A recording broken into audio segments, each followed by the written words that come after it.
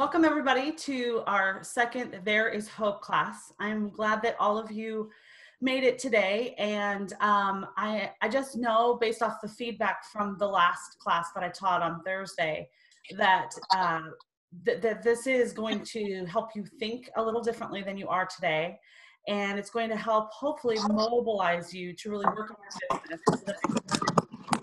And my hope for all of you is that you will leave here empowered and encouraged.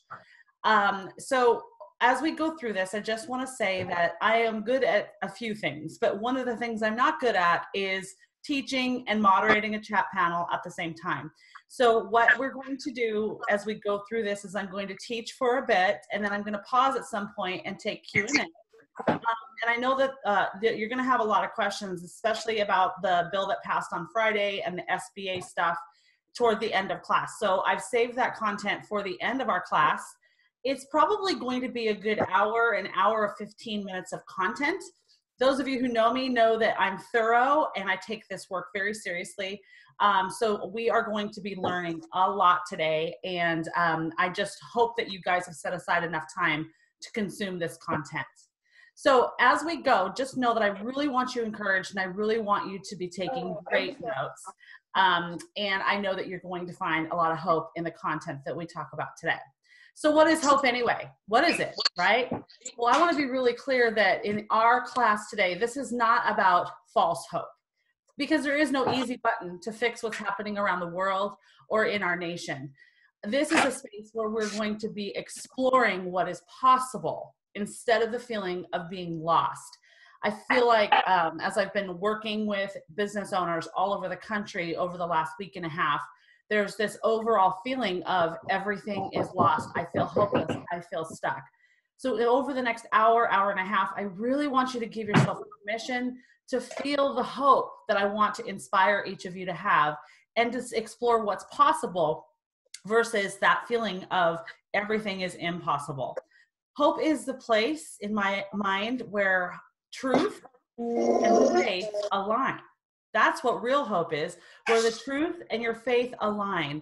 And we're going to be looking at the truth about the business world and about your business today. And I know that you have faith in your business, or you wouldn't have started. So hope is that place where your faith in your business and the truth align and work together. Even though your business was just shut down by the government, or you just lost all of your revenue, there is hope. Because hope is also not giving up. Hope is innovating, and it's doing the next right thing and doing that consistently. Now, I'm not making light of what's going on, right? But I am here to lead you, empower you, and educate you. And I'm here to give you permission to be empowered today. But more importantly, I want you to give yourself permission to be empowered today. I'm here to help you think straight, because the reality of the matter is you are grieving. You are grieving. Grieving starts with shock. All of us know that. But what I want to help you understand is that you, whether you would know it or not, are probably shocked. And I want to start by telling you a story. Several years ago, my mom passed away. And we knew it was coming. She was very young, and she was somebody who had, we knew, absolutely knew that all of her, excuse me, I'm being distracted. Hold on. Okay, the Zoom window's talking to me. There we go. Let's hope that worked. Okay, so let's start again. So several years ago, my mom was passing away, and we knew she was passing away. Hospice had been called, all of that had happened already. And I can remember saying goodnight to her one night and leaving the house because I didn't want to be present when she passed away. But it was her wish that she pass away in the family home. So I got up the next morning and I heard that she had indeed passed. And I remember that I needed to kind of like be shocked and drive over to my mom's house and go see my sister's brothers, etc. So I got to the house and I walked through the front door. And that was a front door I'd walked through millions of times, right? Because this was the family home. And the way the family home was structured is you'd walk in the front door, and to the right, there was like a living room, and to the left, there was a hallway. And that hallway at the front of it had my mom's bedroom where I knew she'd passed. So when I walked in the door, I couldn't move past the entryway. it was like I had lead in my feet. It was like something in my brain just made me stop. And I know that I was thinking, I just don't want to see her bedroom, but I was shocked. I was in grief and I was shocked. And I stood there and I just blinked and stood there and blinked. And I kind of held on to the back of the door, just stood there. And I must have stood there for a full hour. And I remember my sisters coming to me and saying, hey, Leanne, come on, let's move. And I just couldn't move. There was a block for me where I just knew that I couldn't take a step toward her bedroom. So after a long time of that, however long that was, one of my sisters came to me and took me by the hand and literally made me move. She said, just let me take you to the couch. So she took me to the couch and I sat there. And I feel like this class may be that for all of you, because the reality is the business community in our nation is shocked and we are grieving. And I hope that this is the space where you feel like somebody comes to you when you maybe feel stuck and paralyzed with fear and uncertainty. This is a space where I'm going to take you by the hand, like my sister did, and tell you to move and to just get out of the place that you are and to get into movement. Because the reality is that we as a nation, we as business owners, we as families have been shocked before. Do we remember when the Twin Towers fell in 9/11, right? We were shocked. And then we were also shocked when the housing bubble burst and we had the bank crisis and the stock market took 40% of our life savings or our parents' life savings out the window. We were shocked and we were paralyzed then, just like we're shocked and paralyzed now. My opinion is that we're struggling with a loss of normalcy. And we're really shocked about the fear of economic toll that this is going to take on us. And we're definitely dealing with something we've never dealt with before, which is a loss of connection. We've been shocked before and we've been through it before and we've gotten out of it before. So the reality of it is you cannot change that your customers were just told they're not allowed to come to your salon. They canceled the weddings you were going to photograph. They can't come to your gym and they can't come to your store. You can't change that you're locked in your home. You can't change that the business that you created with blood, sweat, tears, and debt is stalled for the unforeseeable future.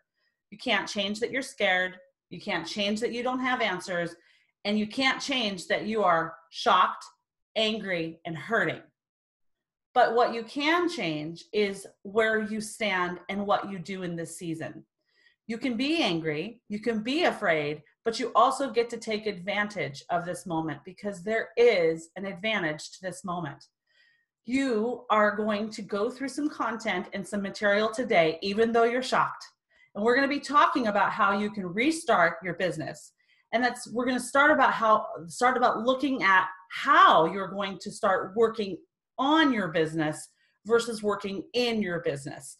Without realizing it, because so many of us are shocked, we've just been forced to take a breather as business owners. I don't know about you, but I know that I normally have 6 to 8 appointments a day. I'm on Zoom like this with my clients all over the country. I have face-to-face appointments. I run a financial planning practice. I have a lot going on in my career and in my businesses. So I am always going. And I constantly tell myself that I wish I had time to read books and listen to podcasts or even just sit down and plan and make creative ideas for what I want to do and implement those creative ideas. Well, I'm sure all of you can identify with that. This is a moment where we're all being forced to stop. And because of this moment, we can work on our business versus working in our business, which is what we're used to doing. Another advantage that you have is that you're going to be forced to play some financial triage on your business to get you through the next 8 weeks. For those of you who don't know me, I am a financial consultant or business consultant, and the whole focus of my business is helping business owners put financial systems in place that make them wildly profitable. And one of those systems is learning the muscle memory of keeping the money that we're making. So my clients, I love hearing this and I love saying this, my clients that have graduated from my coaching program are sending me messages right now like, I am so thankful you taught me how to manage my money. I would be freaking out right now. I got a message yesterday from somebody who's like, I have $30,000 sitting around right now because of what you taught me to do. A year and a half ago, I wouldn't have this and I would be out of my mind, freaked out. I've received tons of emails from my past clients who are like, hey, you know what? Because you taught me to do the financial systems that you did, I was able to get one of those new SBA loans. If you hadn't taught me that, I would not have qualified for that. So those people are talking about the financial work that they did with me and on their business over the last several years. You're being forced to do something like that. They voluntarily did it over time. Now you're going to be forced to do some financial triage in your business. And you know what, you guys? It's going to be one of those things where you're going to look back and say, thank you, God, I was forced into looking at my business and working on it instead of working in it. Also, you are having an advantage. And all of you who came here, the hundreds of you that registered for this, you clearly identified that you wanted to learn something and that you don't ever want to go back to the way things used to be. So you are going to be learning some new financial mindsets and habits from me now and through podcasts and other things. But you never, ever want to go back to doing business the way you used to do business. And this is that moment of clarity for each of us. This is your restart. So over the next 8 weeks, you are going to be working on your business. And I'm going to be teaching you over the next few minutes what that restart looks like. The previous class that came, I think on Thursday, asked me, Leanne, do you think that we're going to be shut down for the next 8 weeks? Is that why you picked 8 weeks? The reality of it is I do think we're going to be shut down for the next 8 weeks. It's not clear yet if not all 50 states are even in a situation where their states are shut down. And not all states are quarantining right now. So I think until all 50 states have done that, this is going to continue to drag on. But I don't want you to lose hope because 8 weeks is not very long.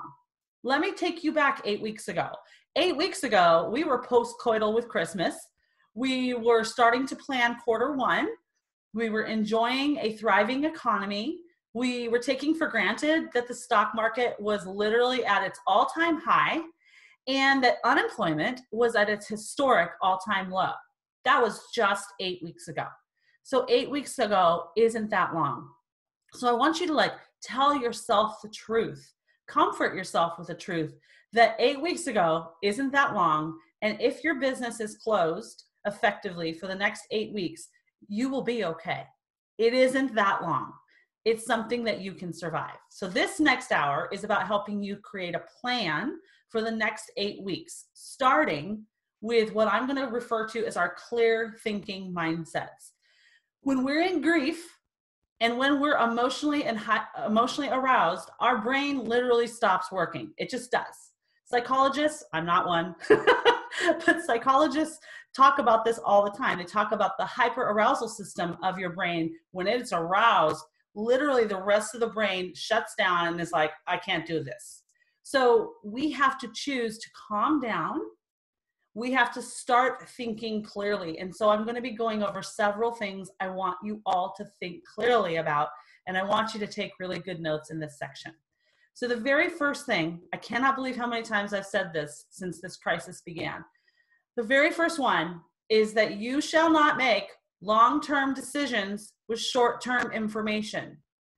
I'm surprised how often I'm hearing stories of people telling me that their contracts for this summer have been canceled, that their wedding is being canceled, that everything is being canceled. And that is clearly showing us that people are reacting. Reacting is one thing, but we're stepping back as business owners and business leaders and saying, what is actually going on here? What is actually going on here is that people are in fight and flight mode. Your customers are in fight and flight mode. You're probably in fight or flight mode. And when you're in that mode, you do not think clearly. And so if people are canceling business on you, or you're feeling uncertain about what's going to happen in 8 weeks or 12 weeks, try your best to not make a long-term decision with short-term information. The information about what's going on in the world is changing day by day. So how can we possibly make a long-term decision with that? The one long-term decision I want you to make is that you're not going to make long-term permanent decisions for your business. What I want you to do is meditate on the truth. Meditate on the fact that this is not going to last forever. Tell yourself that.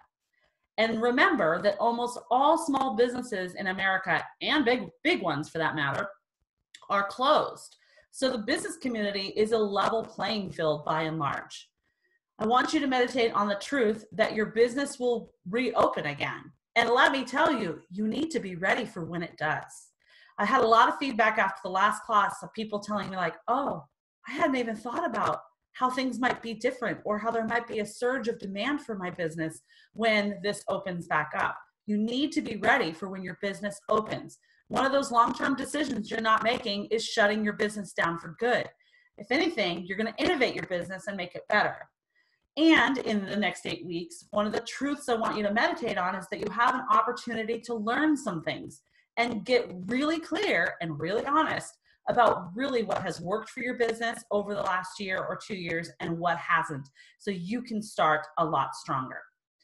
One of the things that's kind of the pillar content of what I teach in my practice and talk about on my podcast is something I call the Make Money Vortex. If I were with each of you in person, I would take out a whiteboard and I would draw this for you, but I'm not so creative and not so talented to be able to teach that in a PowerPoint with hundreds of people around and draw it on a screen. That's not my skill. So I've created a graphic to help illustrate it. But the reason I'm going to show this to you is I want you to dwell on the truth. I want you to see your financials a little differently. And I want you to see what this make money opportunity is in a different light. Because at some point you started a business. You had a talent, a gift, a skill, a passion, something that made you go, I'm going to take that passion or skill and I'm going to be self-employed and I'm going to start a business. And at the point that you did that, you had faith in yourself and faith in what your business was going to create. And then you went out and you started to do the thing of your business. The whole time, you knew that you could make a livelihood. You believed you could make a livelihood doing that. So even if the motivators to starting a business weren't necessarily financial, you definitely had a financial motivator because you didn't want to keep the job that you had prior. So what I want you to see as I show you this vortex is that it is very easy when you're a business owner to get stuck in a mindset and get stuck in a vortex that makes you spend money to make money. And when we're spending money to make money, we're always wondering where our money went.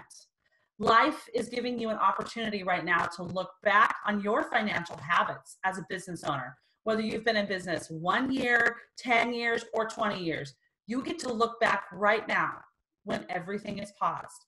And if you're honest with yourself, part of why you are so stressed right now is you're stuck in this vortex where you know deep in your heart that you've spent money to make money because everybody tells you that's how it works. You got to have money to make money. But now the making part is halted. And what you are feeling, even if you aren't articulating it, is I'm stuck holding the bag of spending money and I have no money coming in. So here's what the vortex looks like. Try to put your own numbers in this mindset or on the screen and try to just imagine with me. Maybe when you started your business, your overhead, what you spent money on from your rent at your office to the subscription services that you have or whatever, maybe that's $2,000 a month for you. For some, it's $10,000. For some, it's $1,000. It could be $100,000, whatever. All of you had a starting point where you opened your business and you spent some money and you knew that if you just made as much as you spent, that you would have a break-even point. We are Americans, and so we live in a consumeristic society that tells us that we can spend without consequence. Even though we live through the consequences, we deeply, deeply believe in the culture of our country that we are entitled to spend. And all the business gurus say it takes money to make money. So what happens is this. We start to spend money as a business owner. And we believe that if we buy the right stuff, have the right guru on board, get the right marketing program, do all those things, that if we spend that money, we will start making money. And what always seems to happen is we spend money a little bit and then we make a little bit of money and we're like, okay, that seemed to work.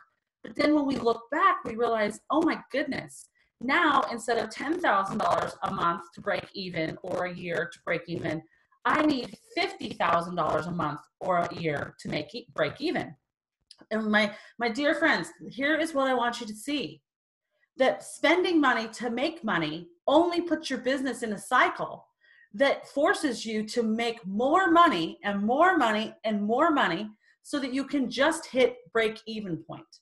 And when I'm working one-on-one with business owners, I hear and I see people cry with me. They're like, I don't get it. Like, how is it possible that when I started my business, I only needed $10,000 a year to break even?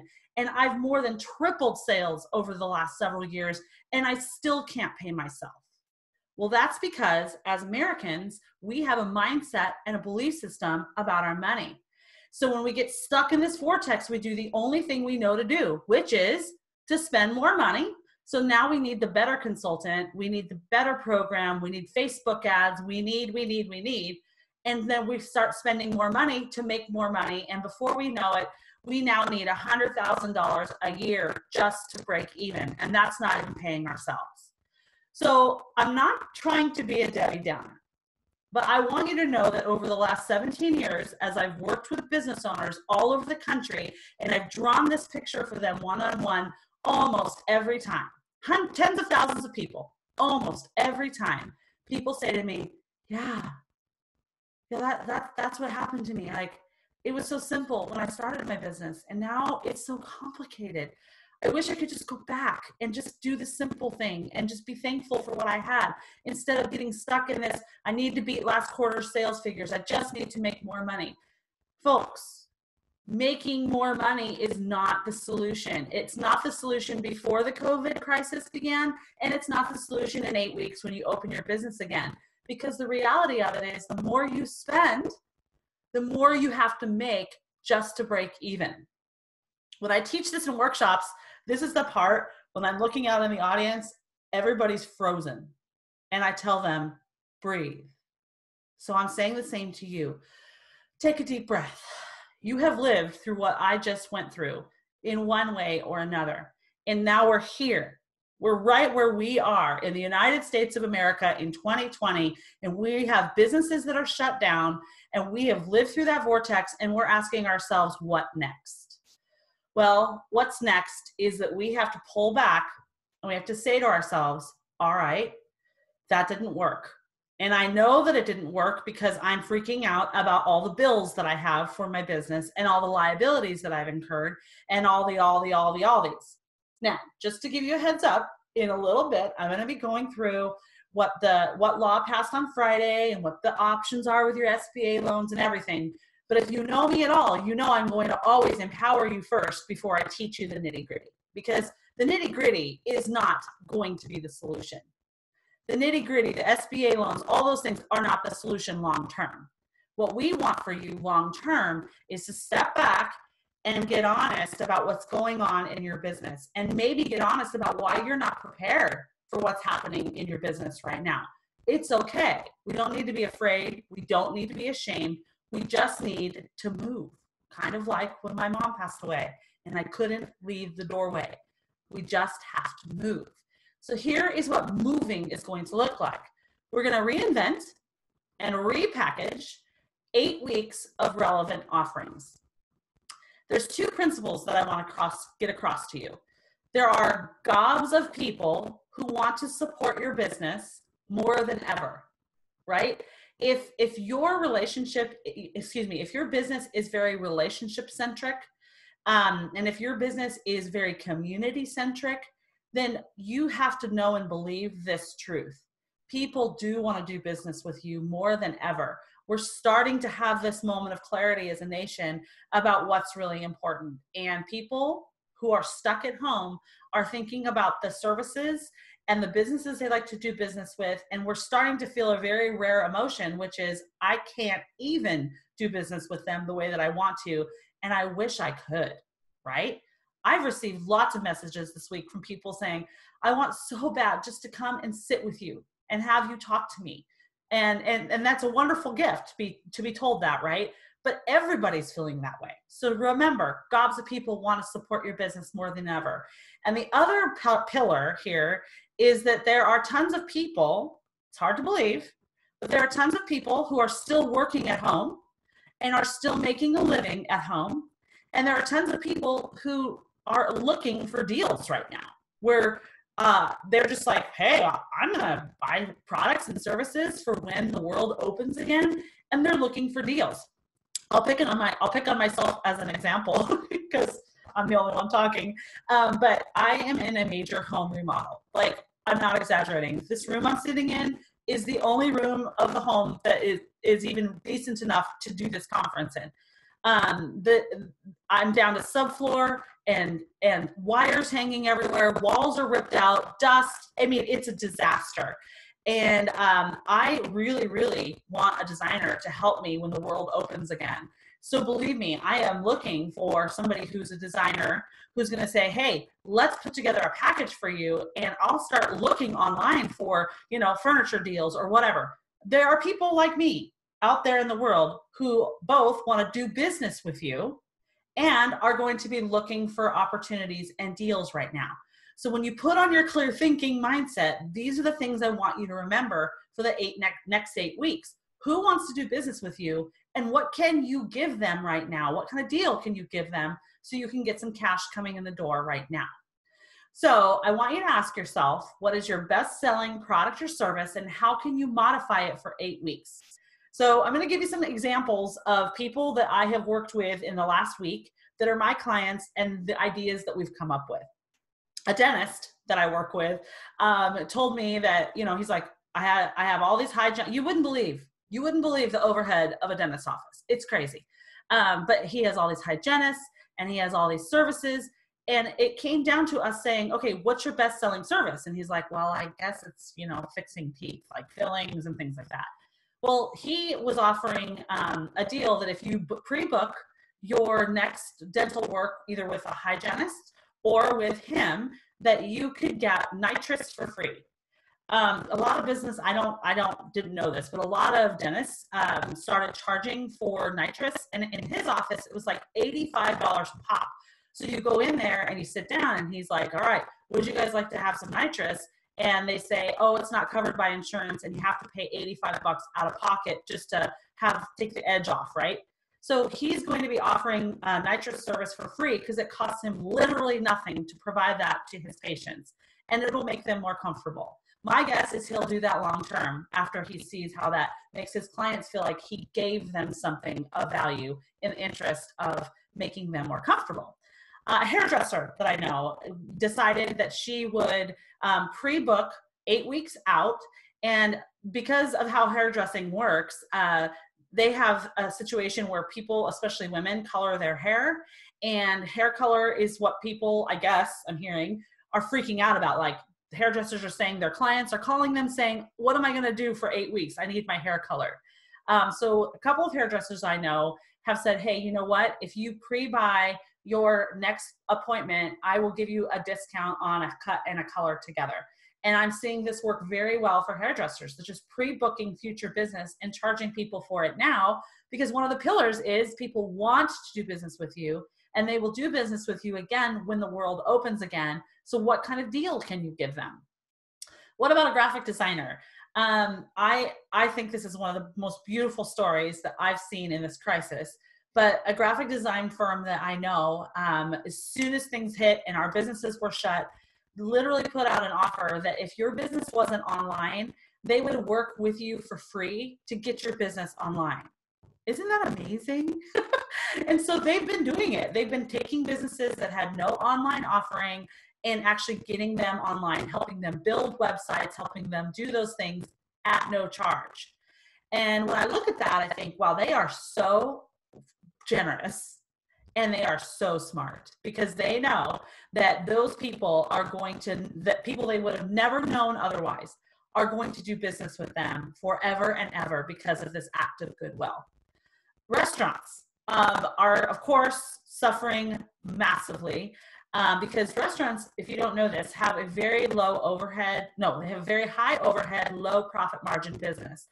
And so restaurants are doing really creative things where they are, of course, packaging food, But if you own a restaurant, this is a great time to get in touch with your merchant company, your merchant services company. A lot of them are offering to do kind of like if your customers buy a $25 gift certificate, we are going to put an extra $10 on it. So the merchant companies are working with restaurants to give consumers more bang for their buck, because after being cooped up all this time, we are going to want to go out to eat again with a vengeance, right? So if you own a restaurant, it makes a ton of sense to be thinking about what you can sell today for future business to keep loyal patronage. A brewery that I know is doing something absolutely incredible. We schemed this idea up together, but they went and bought a bunch of things that are called grunts. So they're not big growlers, they're grunts. And they created a program which they did not have before we met a week and a half ago. So we dreamed up this idea of, what if you could create a grunt club where somebody could come in their car with their grunt to the brewery and have a subscription service where they can fill their grunt or their growler up one time a week, twice a week, or whatever. So their loyal patrons want their beer. And in the state that they're in, they don't have access to buy liquor anywhere else. And so what a unique opportunity for that business to say, okay, how can I reinvent my product and service for the next 8 weeks? These are just examples, real life examples of people that I'm really working with and what they've done to get themselves through the next 8 weeks, and you can do it too. So I ask you to consider, what can you do? What can you modify?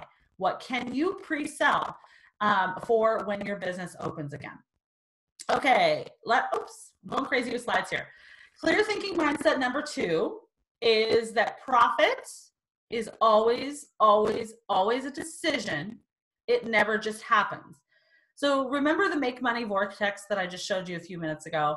Well, what is actually happening for business owners that get stuck on that is they believe the lie of the land, which is, if I make more money, all of my financial problems will be over. And so we as business owners know that if we could just hire the right person, get the right strategy, get the better office, get more customers, then we would have profit. But what I teach businesses, from businesses that are making their first 50,000 to their first 5 million, it's the same concept. Profit is a decision. It never happens. And so your profit priorities in the next 8 weeks need to be very laser focused. Let me define what that looks like. One of those things that you want to focus on is that making some money is better than none.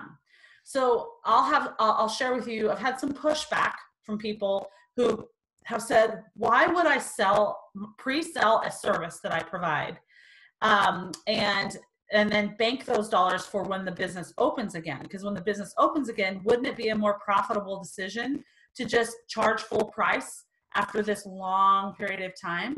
And my answer to that is no, because first of all, you don't know how long this is going to drag on, number one.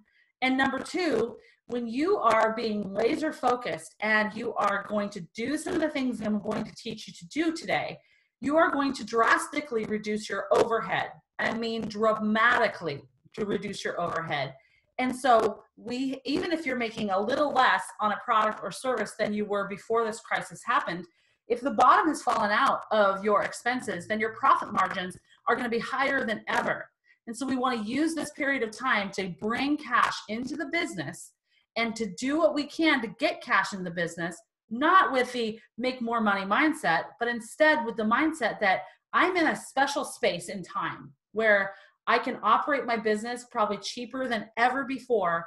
And these dollars that come in, I'm just going to bank them and hoard them and hold them until businesses open again, so that when you go restart and the business is open, you have cash reserves to begin strong. The other thing I really want to communicate, especially if you would consider yourself a person of faith, is that making goodwill is a no-cost investment. You can't be in business. You can't do the things you want to do, even if you wanted to.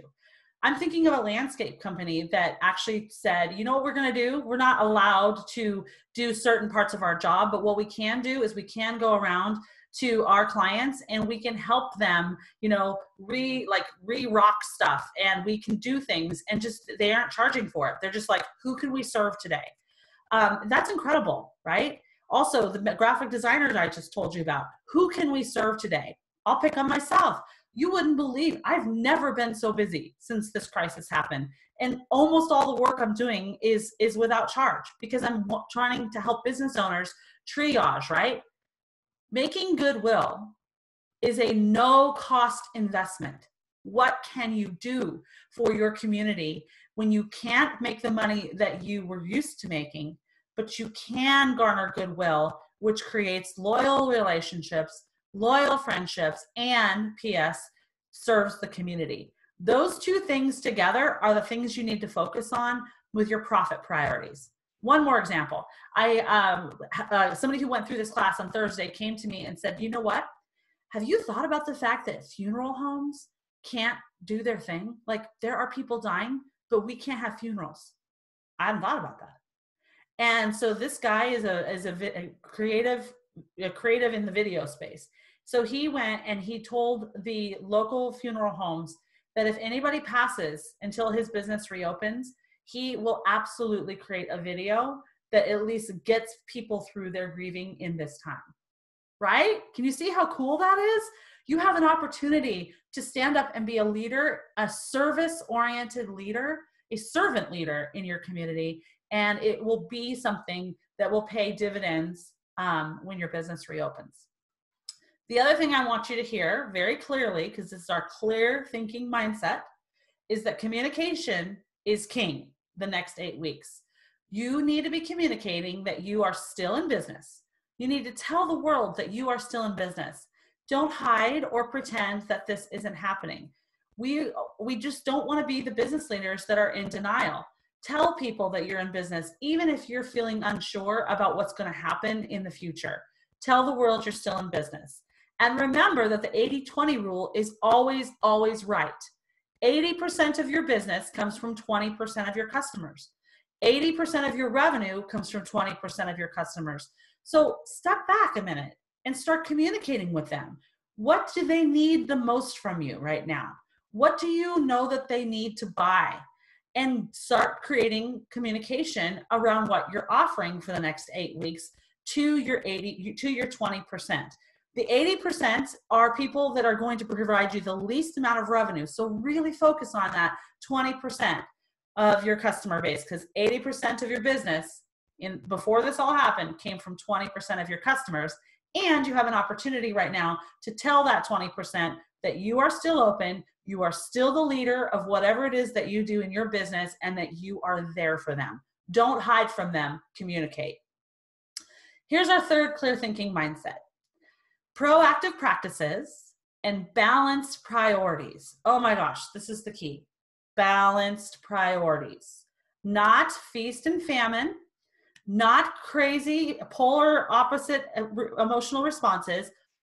Balanced priorities with our money will eradicate fear. So I'm going to be going through over the next few minutes the proactive practices, things you need to do, and the things you need to balance with your priorities with money.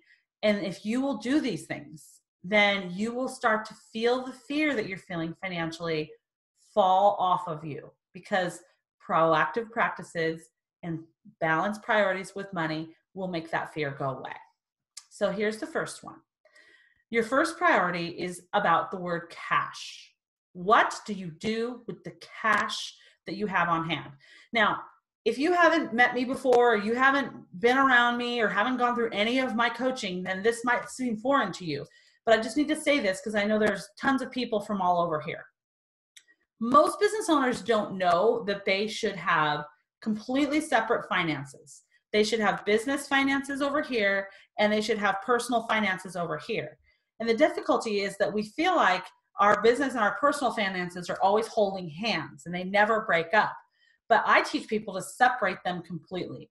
There's your business over here. It needs to make its own money. It needs to pay its overhead, and it needs to be profitable.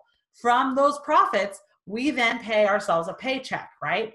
So what I'm going to be talking about here are your cash priorities in your business.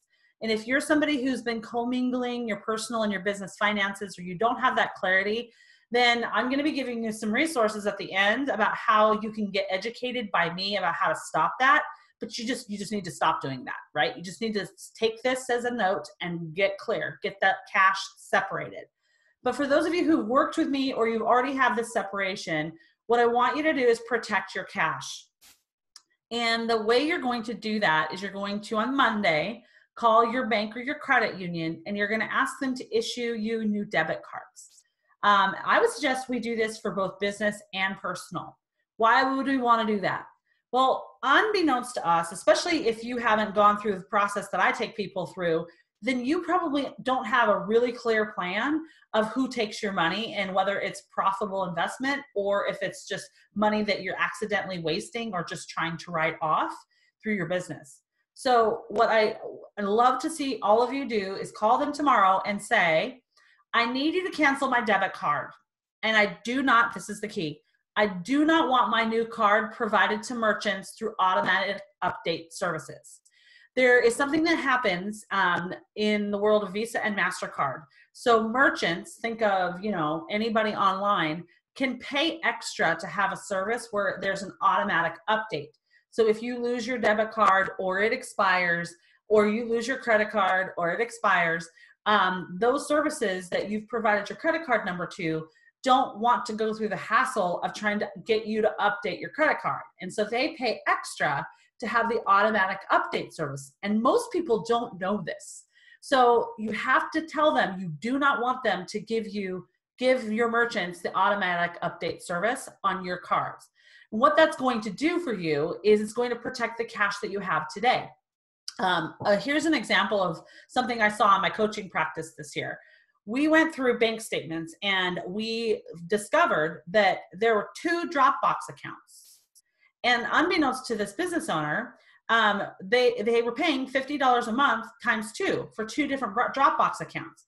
Human behavior with money is simply, we pick up our phone and we look at our bank's app and we're always asking ourselves just one question. How much do I have left to spend? We do that in our personal finances. We do that in our business finances. So when we open up our bank accounts app and we look, we are humans. So we're asking that question, how much do I have left to spend? So with this business owner, when they were looking at their bank account and they saw a Dropbox, they were like, oh yeah, I have a Dropbox account, but it doesn't register oftentimes to us that we are subscribed to things that we should not be subscribed to or we don't want to be subscribed to. But our behavior is just about what we have left to spend. So we mentally note to ourselves, oh yeah, I need to cancel that. And then we move on. Because the real question that we had when we picked up our phone was, what do we have left to spend? Once we answer that question, we move on. So this is a strategy that I want all of you to do. I want you to protect your cash from all of those conversations or all those subscriptions that you've subscribed to over the years, and make sure that they have to ask you for their business again. So when you cancel the credit card or you cancel the debit card, you're going to start getting emails from everybody in the world asking you to update your billing. And that's when you can step back and go, no, I'm not going to update my billing right now, because for the next 8 weeks, I want you protecting your cash and hoarding your cash so that you have operating capital when your business opens again. Okay, priority number 2. This may not apply to all of you. This does apply to you if you are an S corporation paying yourself through payroll. But I need to cover it because I don't know the mix of people that are here. One of the most asked questions I'm getting right now is about payroll. So let's talk about payroll priorities. Payroll, if you have cash on hand right now and you're a business owner, you're a dentist, you're a restaurant, you're a brewery, you're anybody that has staff, payroll is legally your very first financial priority with any of the cash that you have sitting around.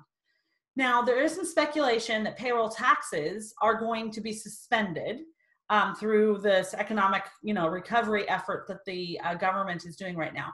But as of now, as of Sunday, they have not been suspended. So it isn't clear at all if your 941s, which are the tax return that you send to the government, where you turn in your FICA tax, basically. So it isn't clear if your 941s are going to be included in tax deferments or not. So if you're a self-employed person paying yourself on payroll, you know that your bookkeeper or yourself actually do the 941s every single quarter. So you need to actually just do it, because I don't want you to get 6 months down the road and not have the cash on hand for any reason to pay your 941s. They will be due eventually. They have not been wiped off. So make sure that you pay them for both your employees and for yourself. So your payroll priorities have to include those 941s. One question I'm getting a lot right now is, what if I don't have the money to cover payroll, my rent or mortgage, like some business owners own buildings. What if I don't have the money to pay the insurance premiums for myself or for my employees because the government just shut my business down? What if, right? This is a really big question self-employed people are asking themselves. First thing is you need to start communicating with your employees and letting them know what's going on if you haven't already. If you are feeling like, or have been like me, where you were just stuck in grief and shock, then you might have been not knowing what to say to your employees, and you might feel really afraid of that conversation.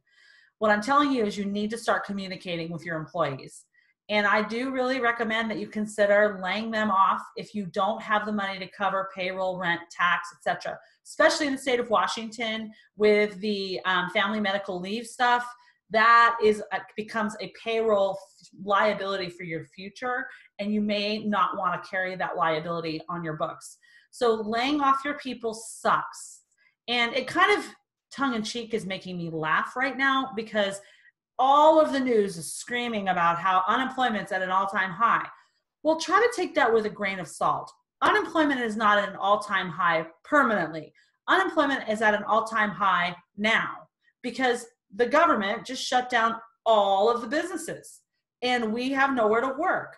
And responsible, thoughtful employers are laying their people off so that they can get healthcare through their state program, so that they can get unemployment benefits, etc. So if you don't have the money around to actually pay for last week's payroll right now, it will be a really big discussion and a difficult decision to lay your people off. But remember, you can always hire them again when everything opens. So that's one option.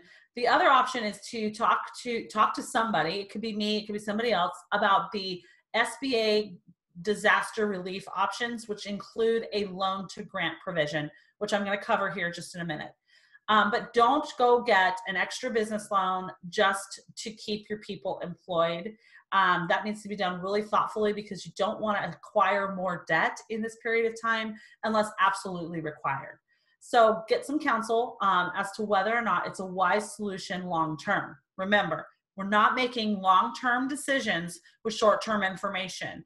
And this whole SBA disaster relief loan option is one of those long-term decisions that you may or may not want to make with this short-term information. The other thing I want to tell employers is, I know it sucks, but you cannot own the financial burdens of your employees. You cannot internalize that. You can't say, well, people working for me, this is their livelihood. I know it's their livelihood, and I know you love your staff, and I know you care about them, and I know you feel responsible for their well-being, but you cannot carry that burden financially when your business has been shut down, because doing so could be financial suicide for you. So in most cases, it may be the best thing if you don't have the cash on hand to cover your full payroll, cover your rent or mortgage, and keep paying health insurance premiums. That could become financial suicide for you. I've been hearing people ask me questions like, should I'm going to turn in my 401k to cover payroll. Oh my goodness. That is the kind of thinking I don't want you to make. That's taking long-term money to use as a short-term solution or Band-Aid, and you really shouldn't do it. Here's our third priority: filing your 2019 taxes and paying Uncle Sam. So if you haven't already heard this, let me be the first to tell you that the deadline for filing your taxes and paying your 2019 taxes is July 15th. So if you have been self-employed for a long time, then you already heard that, April 15th is the day that you have to file your taxes. But if you do an extension, that doesn't extend the date out to when you have to pay your taxes. So I've had business owners over the since the first of the year, concerned about how 60 or 70 or $100,000 of the money they had sitting around in cash was going to go out the door to paying their tax bill. So it hurts a lot more when you're self-employed to pay your taxes than it does when you're employed, because it just happens a little bit over time. So hear me clearly that the deadline for filing is till July 15th, and the deadline for paying your taxes is till July 15th. So if you're one of my clients and you've created that account that I asked you to create for tax, and you've been really diligent about moving money out of your income account, putting it in your tax account, then you can make a business decision right now. If having that tax money sit in that account till the end of July makes you feel like you've got some buffer, then you can do that. However, I do not recommend that you use the money that you have saved for tax for operating capital right now. Like, I had a business owner this week say, well, I have $60,000 in my tax account. I'm going to just go ahead and use that for payroll. And my quick answer was, no, we're not doing that. That money, that tax bill is still going to be due. So we want to be thoughtful and careful about how we do that. Unless, of course, you're the kind of business where you have a high certainty that business will be the same in 8 weeks. Example, some chiropractors that I've worked with, they know that their patients are going to come back, and they have a high certainty that their business is going to be about the same from a cash flow perspective when they open again. So they are maybe making the decision to use some of the tax money that they saved.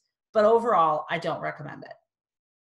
The other thing about taxes from a priority standpoint is you may want to go ahead, even though the date of extension and the date for filing has been pushed out till July. You may want to go ahead and file them, and here is why. If you want to qualify for one of those SBA disaster relief loans, it can be helpful to you to have your 2019 taxes done. The bill that passed does not require you to have your 2019 done, but you are going to have to prove somehow, some way that your business was impacted by this crisis, and you're going to have to prove that you had a loss of business.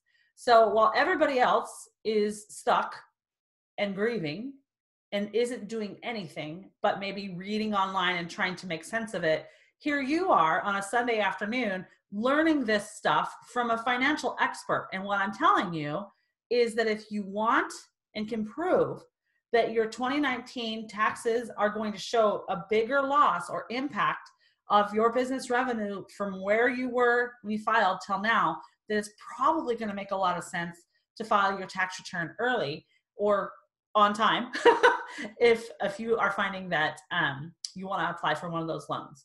So here's how you do that. CPAs are breathing again. They weren't as of a week and a half ago because they don't breathe from basically February 1st till May 1st. So they're breathing again, and they're taking calls again. So call your CPA and say, hey, do you have time to finish my tax return? What is still missing that you need from me?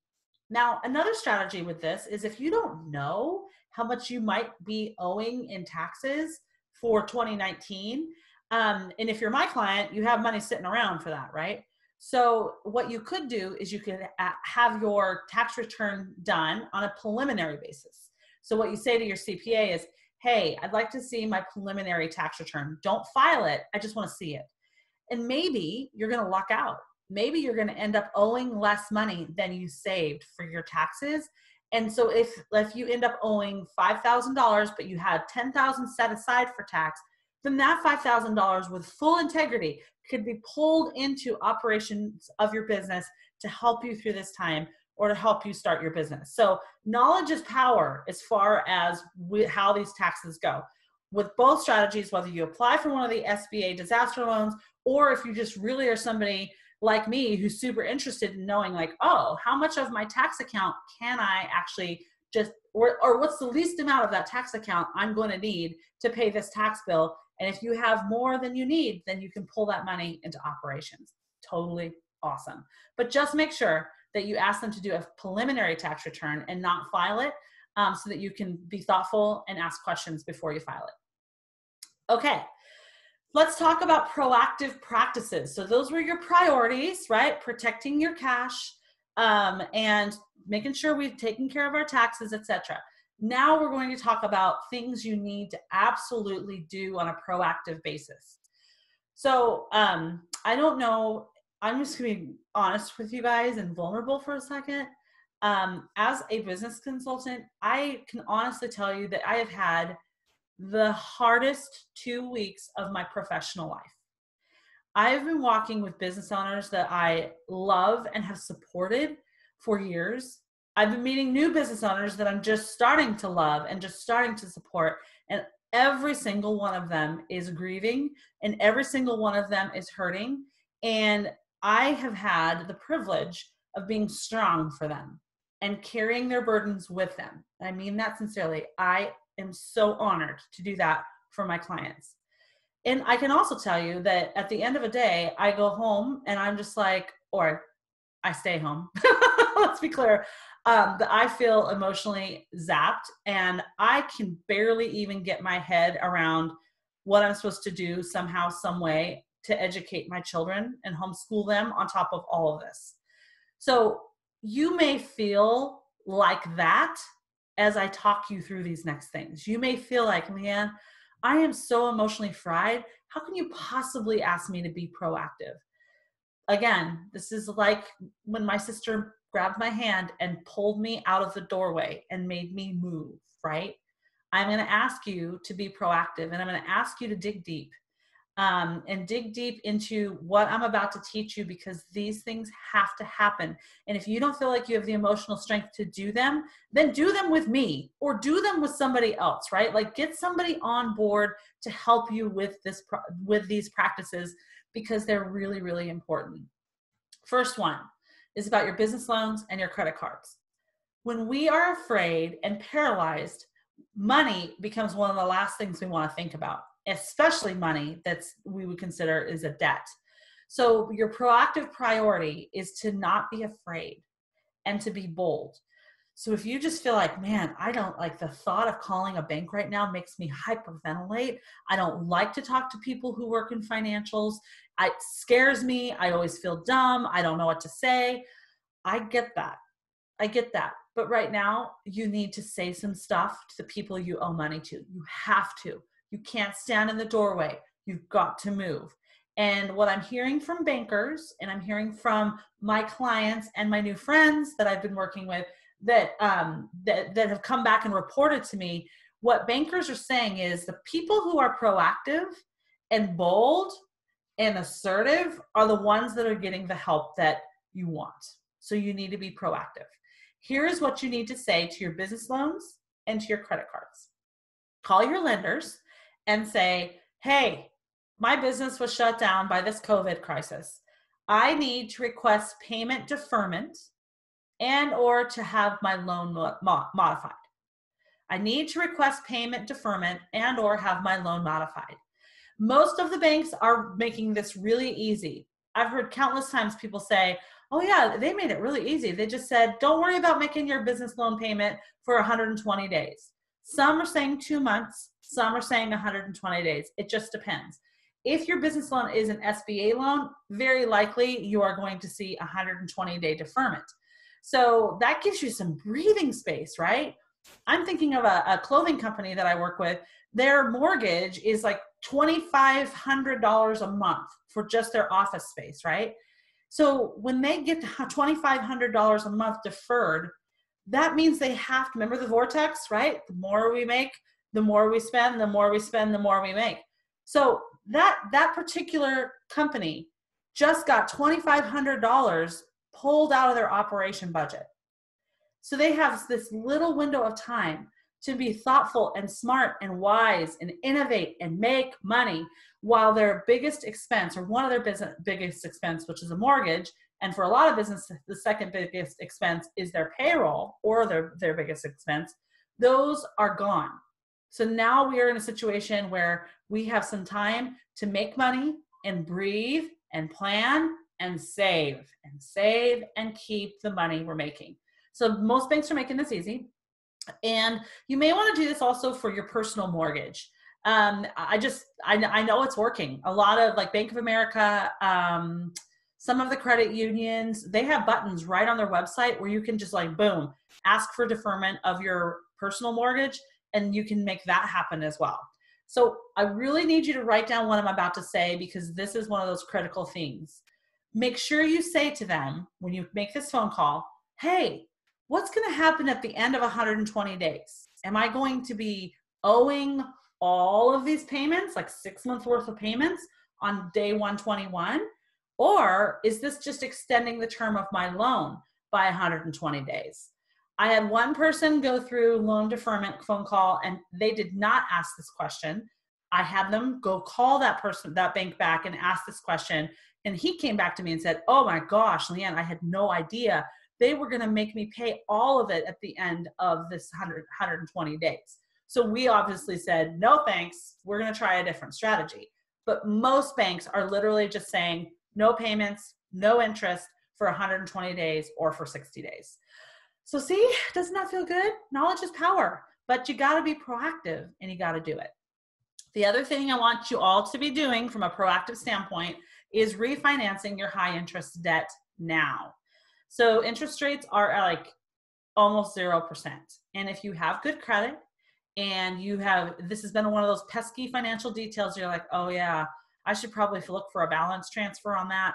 You have the time now to look for a balance transfer. So if you have high interest debt, go ahead and start looking for a 0% balance transfer and get that high interest debt transferred to a 0% card, so that you have some time to think and breathe. And then when your revenue streams turn back on to full force, let's create a plan about how to pay that off. And the other thing about you who have SBA loans, literally the information is changing day by day, but this may be an opportunity for you to get a better SBA loan to shift your debt situation around. So I can think of one business that I know that has about a $500,000 building, and it was financed and fixed by an SBA loan. And so we're now in the process of looking for another $600,000 loan, because we can make the numbers work.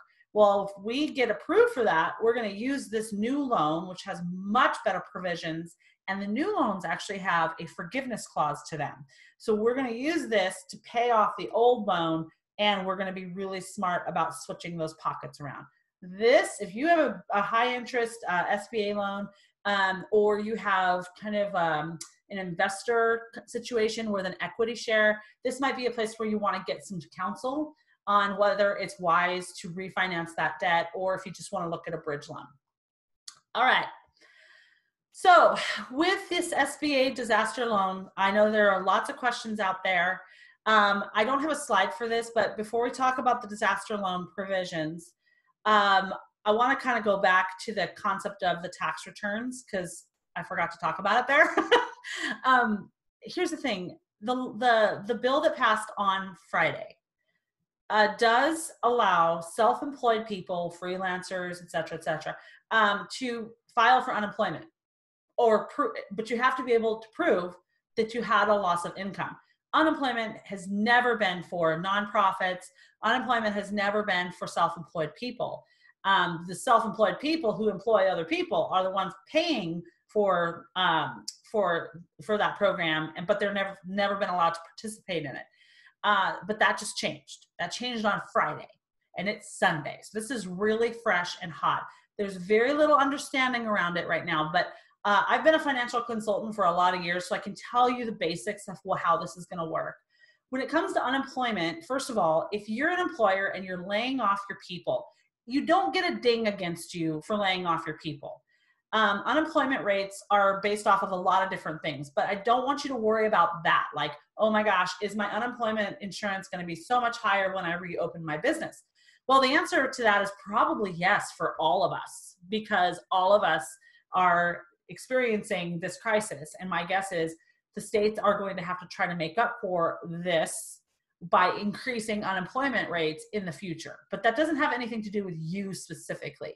So when it comes to unemployment, what typically happens is it's defined by the state.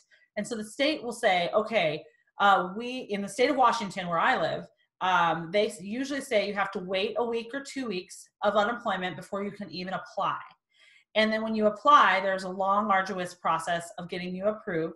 which usually takes at least a week. And so it's usually by the 4th week that you start to collect unemployment benefits. And generally it's 45 to 55% of whatever your pay was. So that's what's going to be happening for your employees. But this new thing where self-employed people can apply for it is literally 2 days old. There isn't a lot of detail about it, but what I do know is that the bill provides funding to each individual state to buffer their unemployment programs, and it's requiring the states to provide some benefits to self-employed people. Now, the caveat, I'm just being honest with you, the caveat to that is of course going to be able to being able to prove your income or prove your income loss.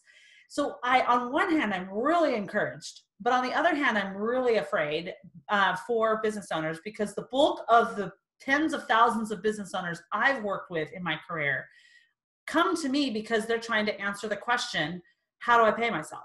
Because I don't know how to do that, because I spend every dollar I make on my business. So if you've been that person that's reinvested all of your money back into your business and you haven't been paying yourself, you are going to definitely want to be that person that gets that preliminary tax return done. And you need to be able to have some financials to prove that this crisis dried up your revenue streams. And we're going to see what happens and what the states require. So as much as I want to give you advice about that, I just don't know what the individual states are going to require. But it is a blessing that they're offering that to those of us who are self-employed.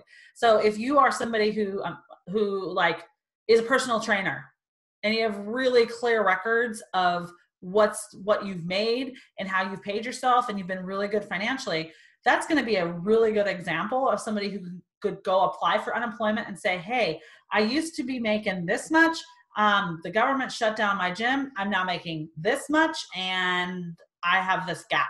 So that's going to be really easy to show. So just know you're going to have to do some proactive homework on Monday about applying for unemployment benefits. And I, of course, am going to be releasing information, and I'll probably teach another class on that just to help us all understand it when the time comes.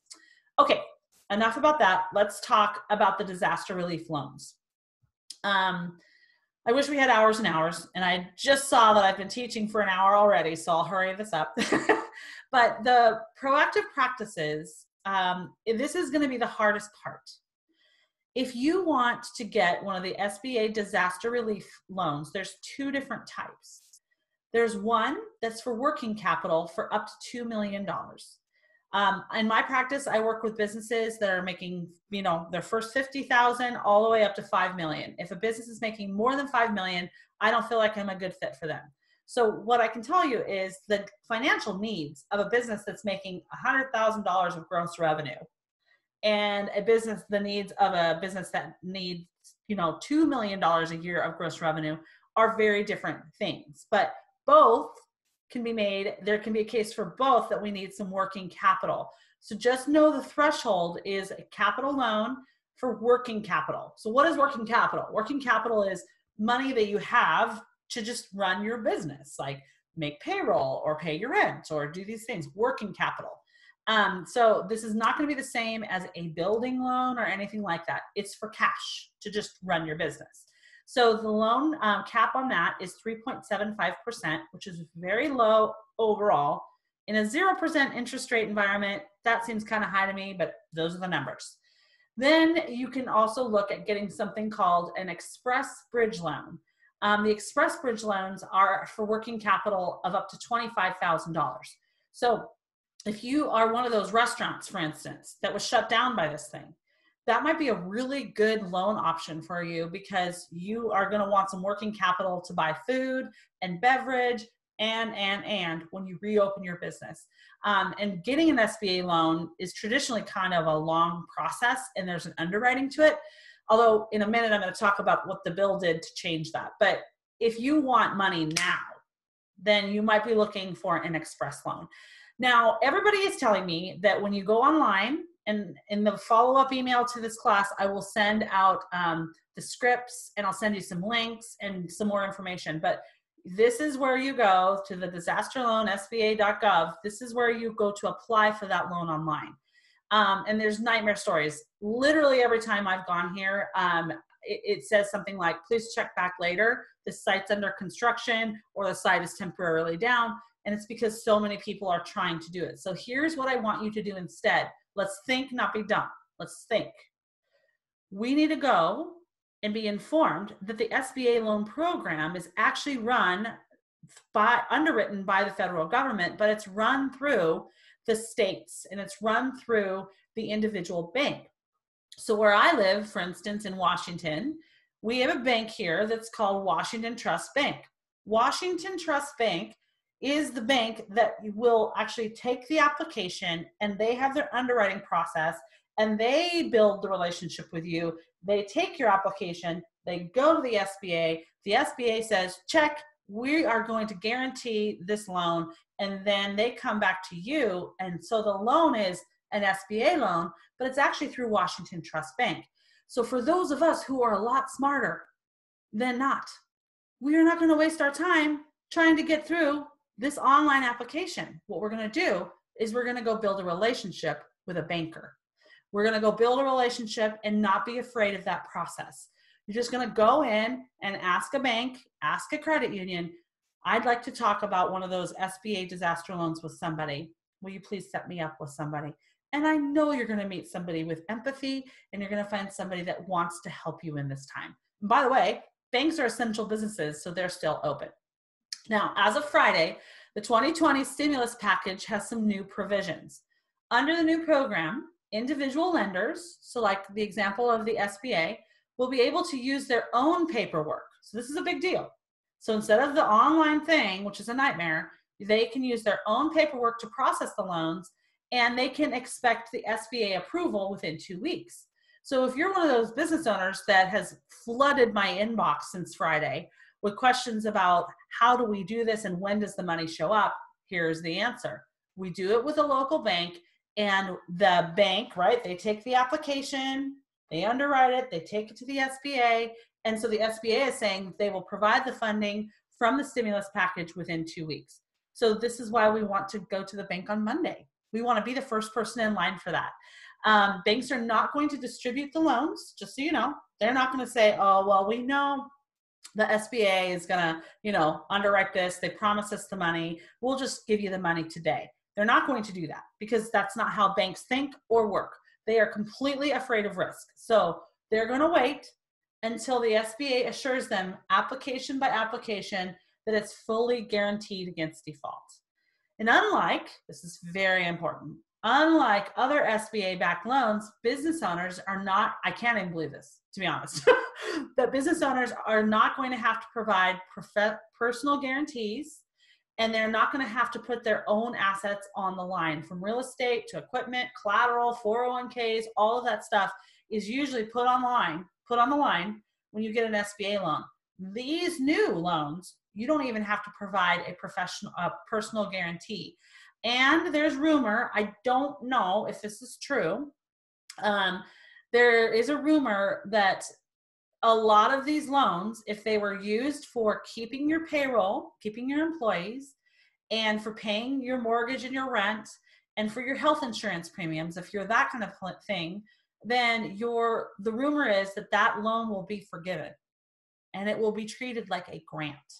So as of Friday, I'm calling some of the businesses I've worked with, and we're having very quick conversations about how to restructure debt, and in the hope that we are going to see that turn into a grant. There's not enough information about the grant process, so I'm not going to spend a lot of time on it, but I do know that is a provision of the bill, and we should look at it. The other thing we need to look at is if any of you have student loans, you need to know that the government has deferred your student loans for 2 months. So no interest, no payments. So if you know students, or you have student loans, like if you're a physician with lots and lots of student debt, just know that that's something you want to call and ask about and get taken care of. All right. In closing, before we start doing some Q&A, I just want to take you through a couple of quick mindsets, and I really hope you write these things down, because I want you to remember we've gone through a lot, but the point of all this is about helping you think clearly about what is actually going on, what you can actually do, and to get you ready for what's going to happen when your business reopens. And so my question for all of you and my challenge for all of you is, will you apply the lesson from this crisis to your business when you reset it? Will you apply the lesson that making more money, that mindset, if I just make more money, all my financial problems will be over? That mindset is false hope. It's a lie. It doesn't work. Will you apply the lesson from this crisis that all of your business expenses are not equal?